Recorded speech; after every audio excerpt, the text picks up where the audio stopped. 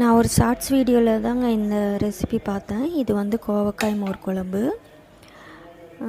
நிஜமாகவே இந்த ரெசிபி ரொம்ப நல்லாயிருக்கு. இந்த ரெசிபியை கொடுத்த அந்த சேனலுக்கு நன்றி சொல்லிவிட்டு, இந்த மோர் குழம்பை எப்படி நான் செஞ்சேன் அப்படின்றத வாங்க பார்க்கலாம்.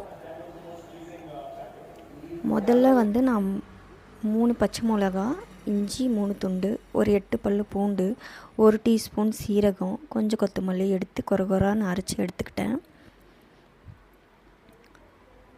ஒரு கடாயில் 2 டீஸ்பூன் தேங்காய் எண்ணெய், அப்புறம் கடுகு, கடலைப்பருப்பு, உளுந்து, காஞ்ச மிளகா, கருவேப்பிலை இது எல்லாமே எடுத்துட்டு ஏற்கனவே அறுத்து வச்சுருந்த கோவக்காயும் அதில் சேர்த்து வதக்கி எடுத்துக்கிறேன். அது கூட மஞ்சள் தூள், உப்பு எல்லாமே சேர்த்து கொஞ்சம் தண்ணி விட்டு நல்லா வேக வச்சு எடுத்துக்கிட்டேன்.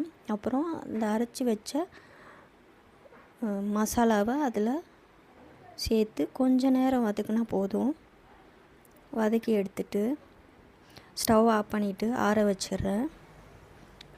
இப்போ தான் நம்ம வந்து ஒரு கப்பு கர்டு வந்து யூஸ் பண்ணிக்கலாம்.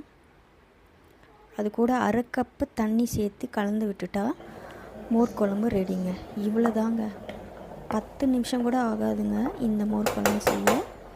ஒரு சூடான சாதத்துக்கு இந்த மோர் குழம்பு நீங்கள் கண்டிப்பாக ட்ரை பண்ணி பாருங்கள். ரொம்பவே நல்லாயிருக்கு. இந்த சம்மர் சீசனுக்கு ஏற்ற ஒரு அருமையான ரெசிபிங்க இது.